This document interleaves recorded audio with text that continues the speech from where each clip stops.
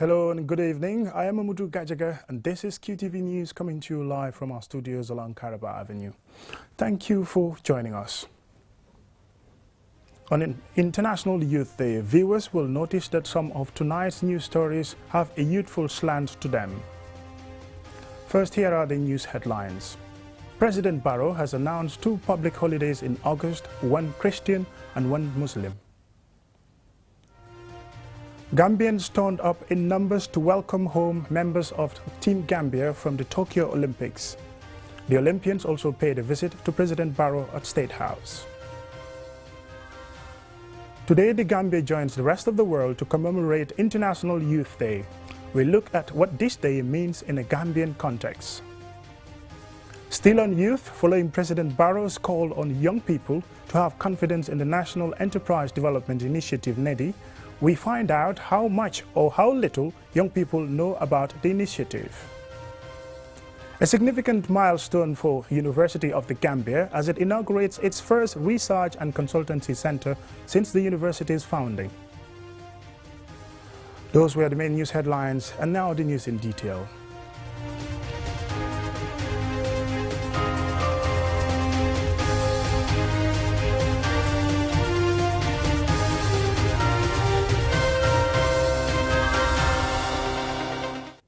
Welcome and thank you for joining us. This is QTV News. A press release from State House announces that President Barrow has declared public holidays on the 16th and 19th of August for Assumption Day and Yawmul Ashura respectively. Here is more about the announcement. The public holidays are Monday the 16th of August and Thursday 19th August in observance of the Christian feast of the Assumption of Mary, Sang Mary on Sunday 15th August 2021. And the Muslim feast of Yawmul Ashura, Tamharit, which marks the first month of the Islamic calendar on Thursday, 19th August 2021. The statement says the President wishes to take this opportunity to extend best wishes to all Gambians, Christians and Muslims alike, who are celebrating these important feasts as part of their religious rites. President Barrow urged all Gambians to continue to adhere to the principles of tolerance and peaceful coexistence.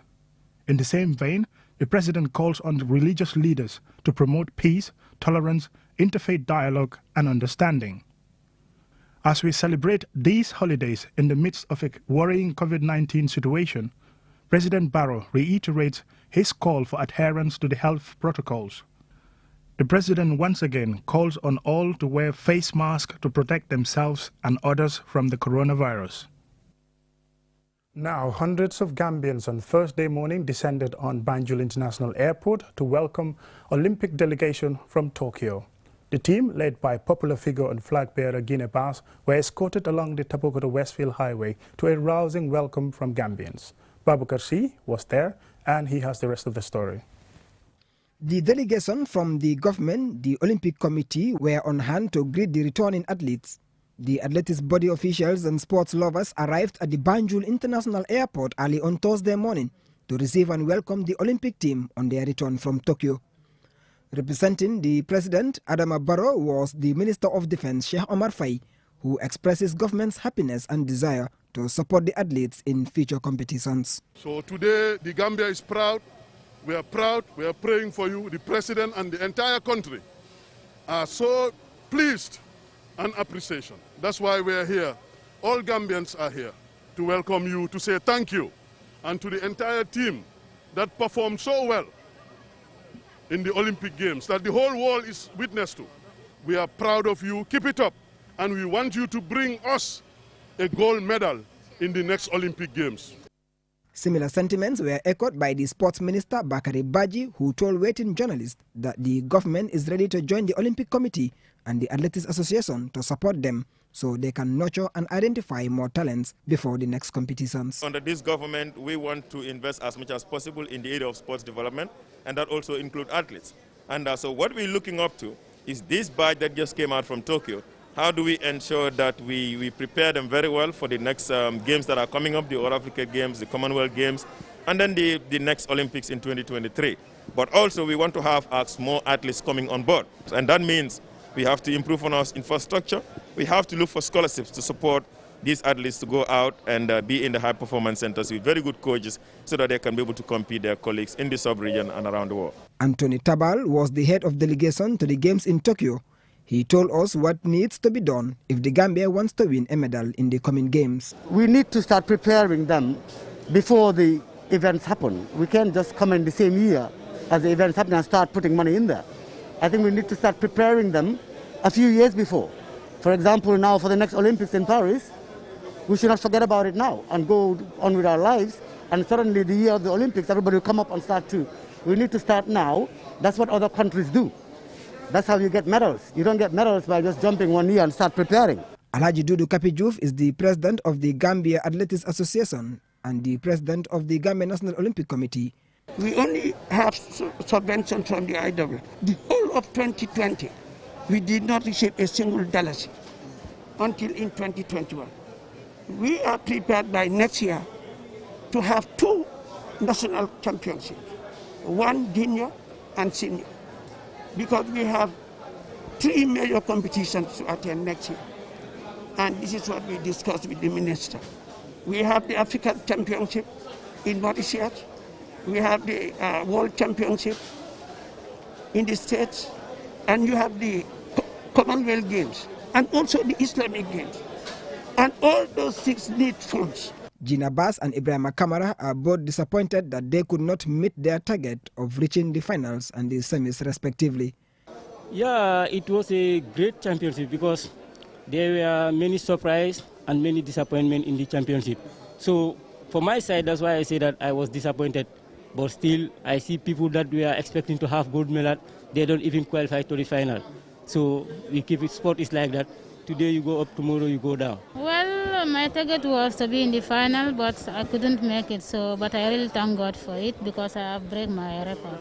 2016, I couldn't reach in the semi-final, so it's a great improvement for me because being in the semi-finals is not an easy work to do, and we have to prepare for 2024 in Paris Olympic coming. I hope I will reach in the final. From the airport, the convoy drove along the Tabokoto-Westfield Highway and had a brief stop at the GNOC headquarters before heading to Banjul, where Ibrahim Kamara met his boss, the Director General of the Gambia Prison Services, and his team, and finally to the police headquarters, where Gina Bass, a police officer, met with the police chiefs headed by the Deputy Inspector General of Police, Mamadou Sow, who announced that an anonymous Gambian is building a house for Gina Bass and will soon hand over the keys to her. Babu Karsi, QTV News. Well, congratulations to the Gambia Olympic team, well, specifically Gina Bass. The team also proceeded to the State House where they met President Barrow, and something awesome happened there. As you would see from your pictures, they met the president and Gina Bass was giving a car and the team were giving $500,000. That's the Olympic team, and we say big congratulations once more. Still on the news, we will proceed. The Gambia joins the rest of the world to commemorate International Youth Day, which has been set aside to draw attention to issues affecting young people and ways to improve their plight.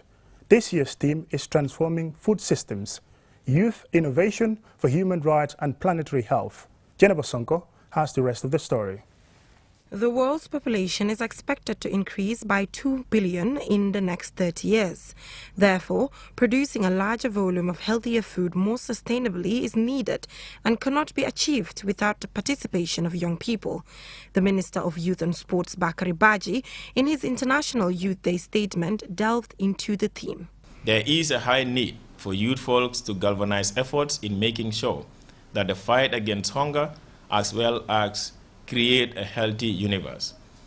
With the world's population expected to increase by 2 billion people in the next 30 years, it has been recognized by numerous stakeholders that producing a large volume of healthier food is more sustainable and will ensure human well-being. Education is central to development and to the improvement of the lives of young people globally.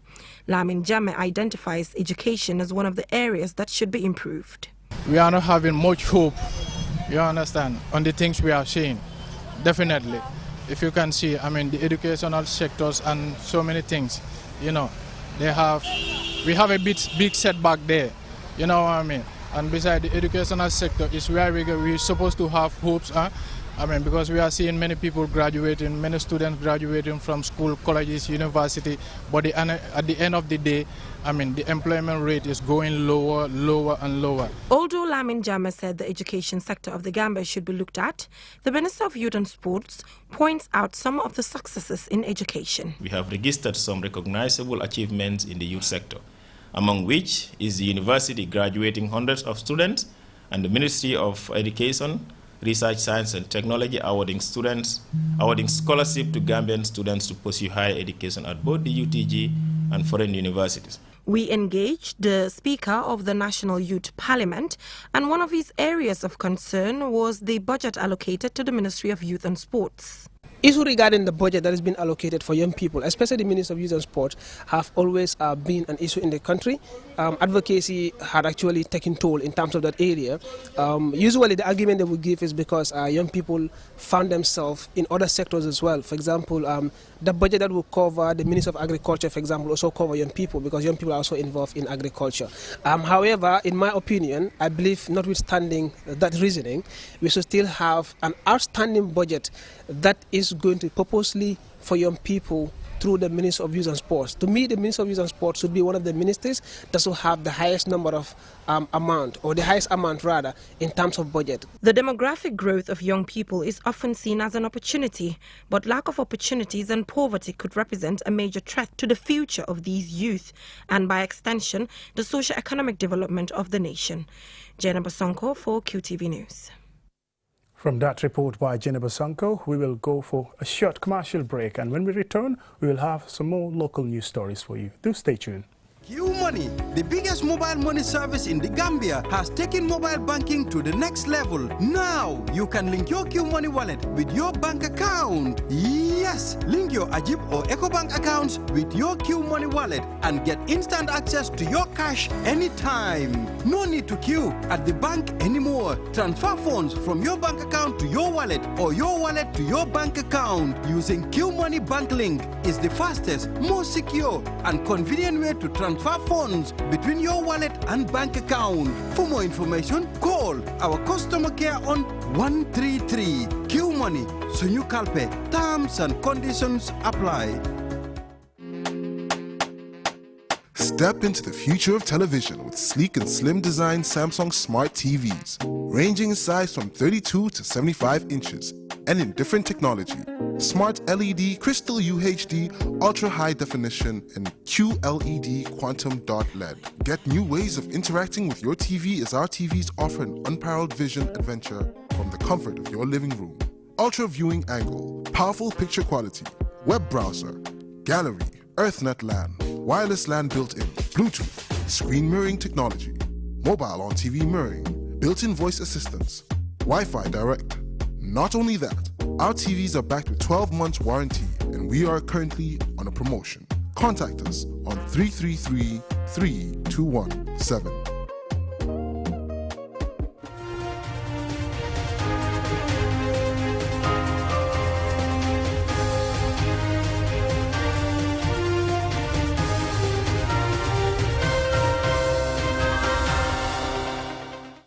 Welcome back from that short commercial break, and if you're just joining us, this is QTV News. Still on youth matters, following President Barrow's call on young people to have confidence in the National Enterprise Development Initiative, NEDI, we engage young people about the existence of the initiative. As Jenna Basonko reports, many young people do not appear to know of the NEDI's existence. The National Enterprise Development Initiative, NEDI, was set up by an Act of Parliament to equip young entrepreneurs with essential business management skills to increase employment opportunities. When we asked young people about the organization, none of the youth we met on the streets gave us a yes. The UN says youth are often excluded from access to formal financial services for reasons including legal restrictions, high transaction costs, and negative stereotypes about youth. Binta Toure is in hairdressing and calls on NEDI to do more publicity to allow young people to the services they offer. I have business, my salon la nek ani def. Waye man mom Obviously, amut government, amut family, man ken musud ma dimbale si dara. Nobody helped me set up my business.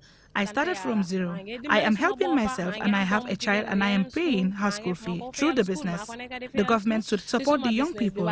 We are not supported. That is why there currently is a lot of crime in the Gambia. We need to be supported.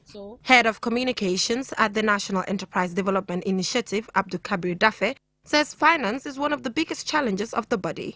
NEDI, it's a border development institution and I would say a microfinance, sort of, so to speak, because why I would say microfinance, because we are dealing with young people, startups and potential who wants to train them, they need money to support their business. But generally, if you look at what we do is more of development. Keba Jata welcomes the existence of NEDI, which he is getting to know about for the first time.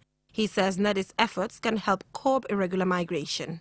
My younger brother talking to you, he has a family, he left a family, but he died in this illegal immigration. So it has affected everybody in either one way or the other.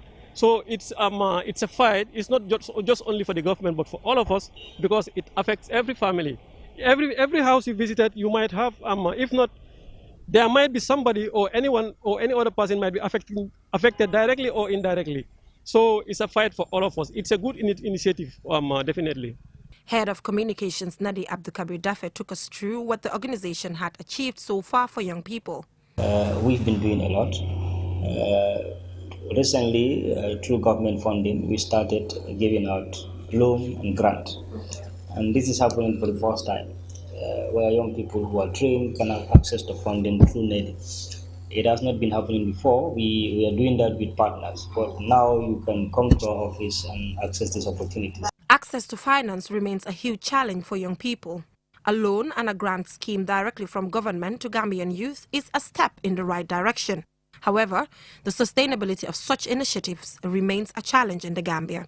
For NEDI, if they are serious about helping young people, they need to step up their game. At the time of this broadcast, their website shown on their Facebook page was not working. Reporting for QTV News, I am Jenna Basonko.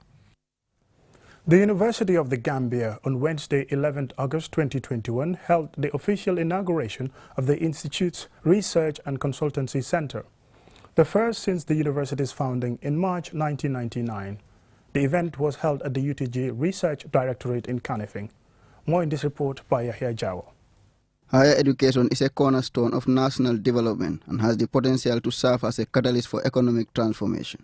And the purpose of academic research is to create new knowledge and push the boundaries of each discipline to higher levels.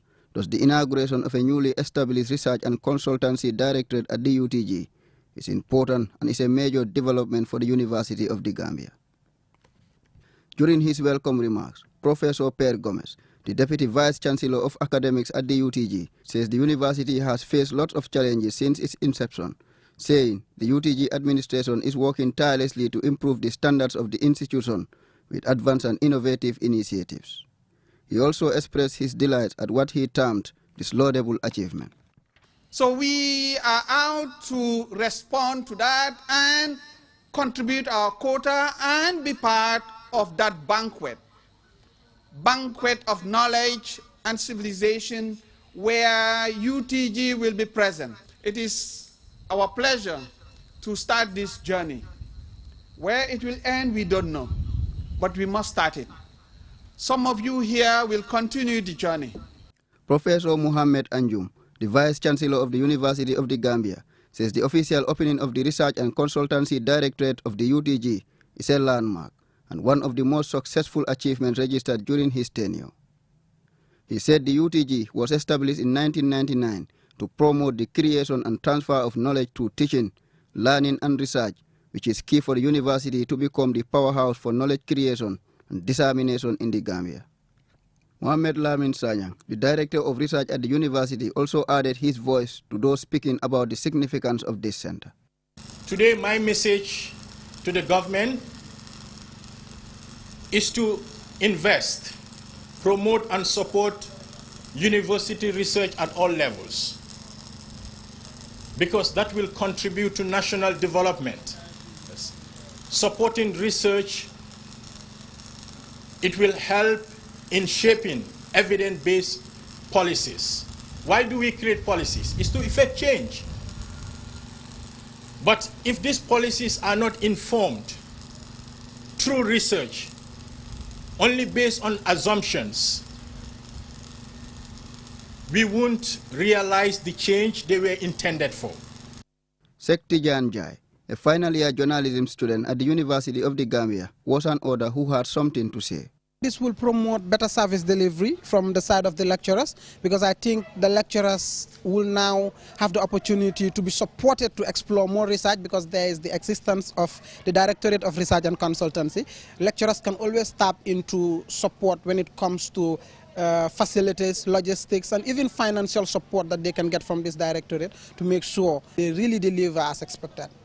The establishment of a research and consultancy center at the University of the Gambia will boost the knowledge and skills of students and lecturers in research-based works and improve the global profile of the UTG. Reporting for QTV News, I am Yahya Jao.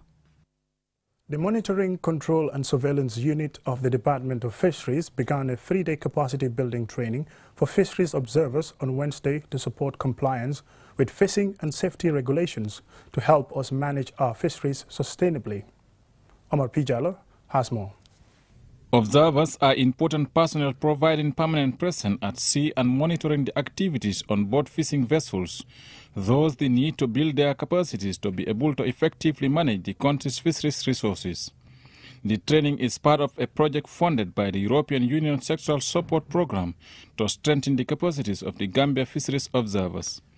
In her welcoming remarks, the Acting Director, Department of Fisheries, Anambenga Cham, reveals that the Fishery Observer Training Program is one of the complementary efforts being used by coastal states to prevent and stem the prevalence of illegal, unregulated and unreported fishing activities, adding that her department attaches great importance to building the capacities of fisheries observers to ensure compliance with stipulated conditions by license operators.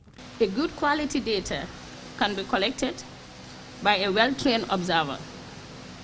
Therefore, to conduct this training is very essential. Distinguished participants, as fishing vessel observers, you do also act as deterrents to non-compliant vessels.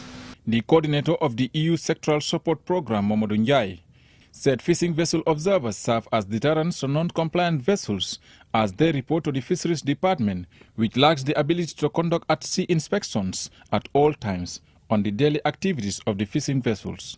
The organization of this observer training is indeed a milestone in the further development of the monitoring, control and surveillance system in the Gambia.